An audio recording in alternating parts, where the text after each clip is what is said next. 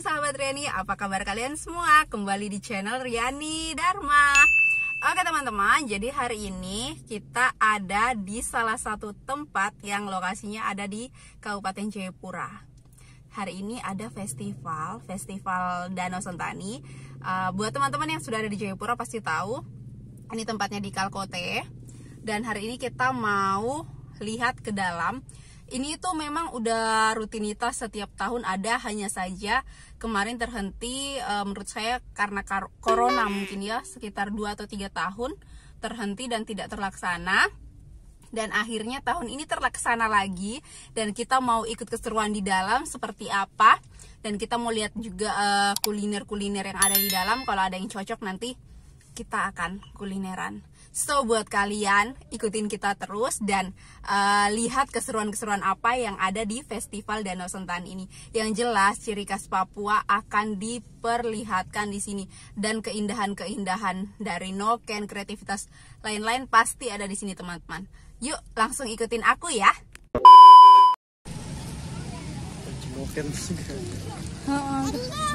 Halo, gembiranya anaknya ibu. Kita lagi di mana sih? Lagi di Festival Danau Sentani. Ini tuh banyak banget teman-teman. Jadi itu kayak hasil kreativitas dari saudara-saudara kita di Papua itu. Di sini tuh diperlihatkan atau mereka tuh ngejual. Jadi kita bisa beli. Jadi di sini tuh selain pertunjukan festival adat Papua, khususnya untuk saudara-saudara yang dari wilayah Sentani, di sini juga dipertunjukkan atau diperlihatkan hasil-hasil kreativitas.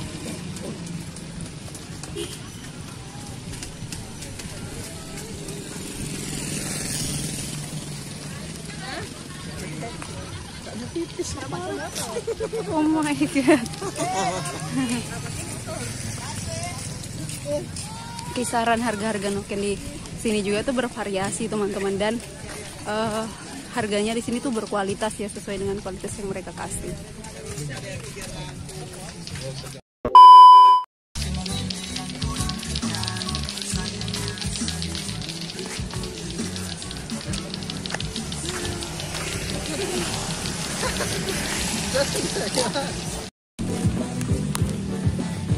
Jadi ini kita udah mau masuk di Gapura Kalkote.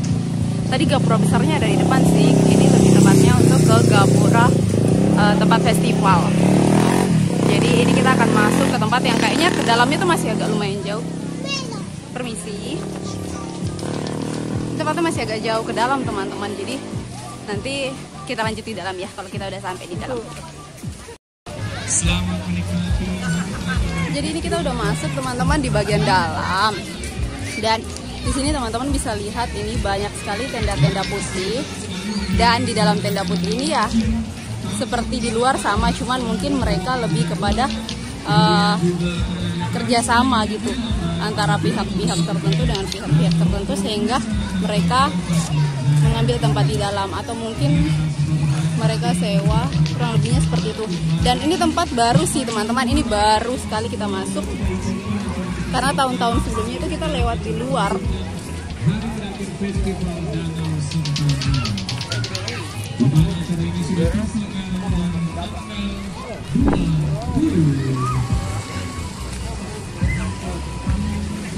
Ini sampai ke ujung.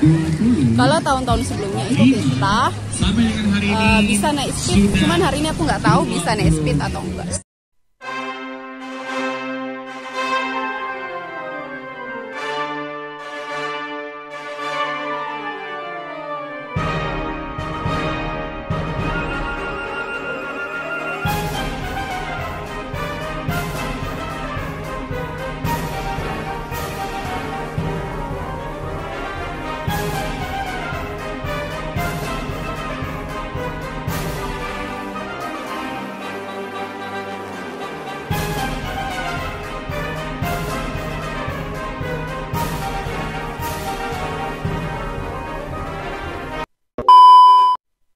Oke teman-teman, jadi di sini tuh teman-teman bisa lihat ke arah sana. Ini adalah jalan tadi yang kita lewati dari sana. Kita lewat di depan tenda-tenda putih ini, tenda putih kerucut. Dan di sini tuh semua tempat orang berjualan. Di situ banyak varian jualan. Dan di sini ini adalah tempat naik speed teman-teman yang setiap tahun kita pasti naik speed. Hanya saja karena tahun ini kita bawa baby dan sangat tidak memungkinkan keamanannya untuk kita mau naik speed dengan angin yang kencang, terus harus bawa baby dan resikonya sangat besar, apalagi si baby sudah aktif-aktifnya. Jadi kita tidak naik speed untuk tahun ini. Tapi nanti kita setelah festival mungkin kita akan naik kapal putih yang ada di sana itu teman-teman. Sekarang ini posisi kita sih pas sekali di depan ikon Pantai Kalkote. Kalau nggak salah, oh ya benar, Pantai Kalkote. Jadi kita ada di depan sini dan mau lihat-lihat dulu keadaannya. Dan sekarang ini dengan si baby dan ayahnya, dan selalu kita pasti kita perginya dengan si baby dan ayah. Kalau ayah tidak ada kesibukan, pasti kita perginya bertiga dengan si baby. Dan si baby kita bungkus karena tadi ketemu dengan salah satu temanku dan dia marah sekali sama saya dan suami karena tidak bungkus si baby. Dan sekarang ini kalian lihat teman-teman, di sini tuh sebenarnya banyak sekali pilihan makanan. Hanya saja saya dengan suami, keanehannya kenapa kita bisa lupa bawa dompet teman-teman. Jadi pas di depan aku ini adalah panggung ya teman-teman. Jadi ini panggung yang digunakan untuk festival. Di sini tuh semua. Jadi untuk semua pengisi acara itu tampilnya di panggung ini. Dan memang dari tahun-tahun sebelumnya panggung ini ada teman-teman. Hanya saja dulu belum di pagar keliling. Dan sekarang kita mau persiapan untuk jalan pulang karena ini udah sore. Anginnya makin kencang. Si kecil juga anginnya nggak bagus untuk si kecil, terlalu lama, sehingga kita tidak memutuskan untuk ada di sini terlalu lama.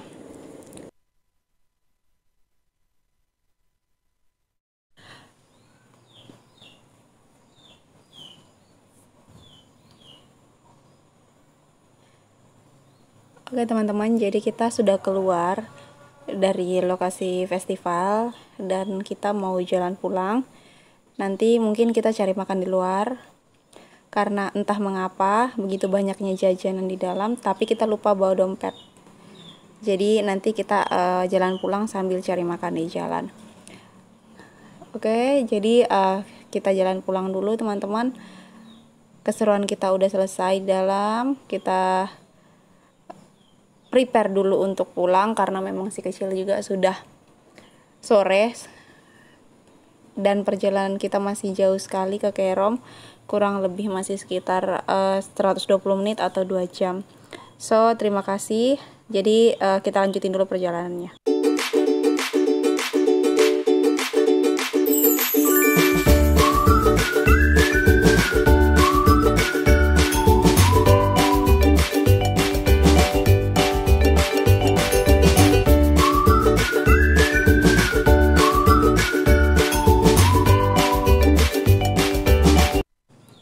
Oke, terima kasih untuk semua teman-teman yang sudah nonton video ini. Sampai ketemu di next video. Dadah!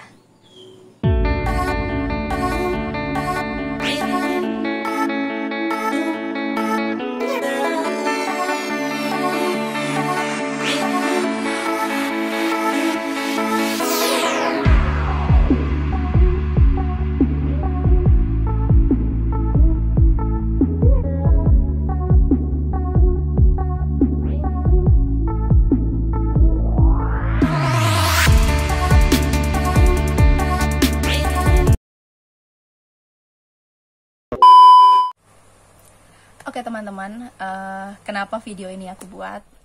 Jadi video ini untuk menjelaskan kenapa judul dari video yang kita buat adalah video gagal record atau video gagal yang harus kita upload karena sayang sekali untuk dibuang. Video ini adalah video yang kita buat dan festival kejadian ini hanya ada 1 tahun sekali.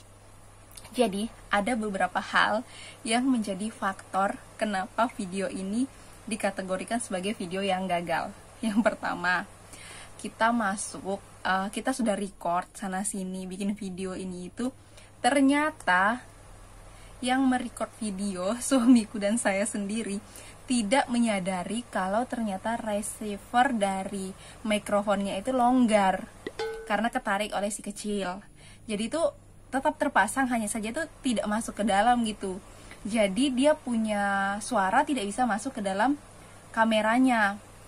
Terus yang kedua, hal yang paling konyol kedua adalah kita masuk ke dalam, tujuannya adalah untuk bikin vlog, bikin konten makanan-makanan khas dari Papua atau makanan-makanan atau jajanan-jajanan yang dijual di dalam, yang harusnya kita bisa berwisata kuliner di tempat yang memang tersedia banyak variasi makanan yang bisa kita beli.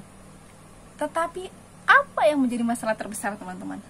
Kita lupa bawa dompet. Maklum, faktor mungkin sudah usia, sudah emak-emak dan bapak-bapak.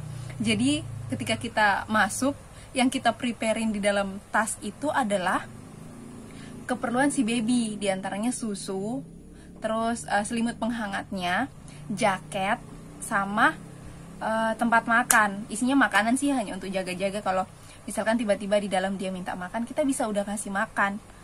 Ternyata di dalam dia nggak minta susu dan tidak minta makan. Dan kita yang melupakan keperluan pribadi kita, yaitu uang untuk berwisata kuliner. Oke, itu sudah kedua.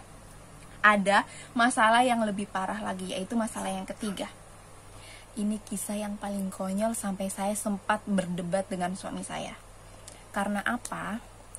Ternyata saat kita keluar, itu kan si baby Zafnya ini udah mulai gelisah. Kenapa gelisah? Ternyata saat kita keluar itu pas dengan jam dia snack sore. Jadi alhasil ayahnya ini buru-buru masukkan dia ke tempatnya di belakang, dan saya mutar ke samping, ke bagian samping, lewat samping dari si baby ini. Jadi baby ini masuk dari kanan, saya mutar masuk lewat kiri untuk siapkan snacknya dia. Ternyata teman-teman, ada hal yang saya tinggalkan di sana. Saya tidak menyadari kalau saya naik ke mobil, itu sendal saya tinggal. Saya naik ke mobil, sendalnya di bawah, tinggal di luar mobil. Terus saya naik ke mobil, dan hal itu tidak sama sekali saya rasakan, tidak sama sekali saya tahu kalau sendal saya di bawah, nggak saya sadari. Setelah kita tiba di SPBU, saya mau isi bensin dengan suami. Memang saya sadar, saya sudah tidak ada uang cash karena ada beberapa hal yang kita beli di luar dari festival, sehingga uang tunai yang kita bawa itu sudah habis. Jadi saya tanyalah kepada si karyawan SPBU-nya, "Mbak, bisakah saya bayar pakai mobile banking?" Mbaknya bilang, "Oh ya bisa Bu, tapi di dalam, di bagian administrasi." Nah, oh ya udah nggak apa-apa. Dan tadang, ketika saya mau keluar, saya cari sendal saya cari semua di bagian bawah, di ruas bawah mobil itu. Saya tidak temukan sama sekali sendal saya. Karena saya buru-buru mau bayar bensinnya, akhirnya saya memilih untuk turun tidak pakai sendal. Suami saya sempat menawarkan untuk pakai sendalnya, tapi saya sudah sama sekali tidak tertarik karena saya merasa agak kesal. Kenapa saya bisa naik ke atas mobil, tapi sendal saya tinggal di bawah gitu. Jadi itulah teman-teman 3 penyebab kenapa video ini diberi judul video gagal. Tapi kita tetap upload karena ini adalah event yang kita tidak bisa temukan ini setiap hari.